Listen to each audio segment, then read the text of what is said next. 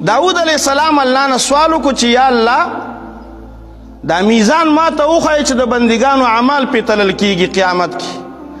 الله چې ورته وښود نو یو چابړی دومره ولکه د مشرق نه تر مغربه. داود علیہ السلام سوال وکړو چې خدایه ستا په بندګانو کې به داسې بنده څوک وي چې دومره عمل وکړي چې دا چابړی پې ډک شي. الله ورته وفرمیل داود علیہ السلام چې زما د کم بنده یوه قجوره زه قبوله کما، یو قجوره صرف قبوله کم، دا د نیکۍ تله په یو قجوره وله ډکومه بیا. نو پته لګي چې د عمل وزن کله پیدا کیږي چې د رب په در کې کله قبول شي.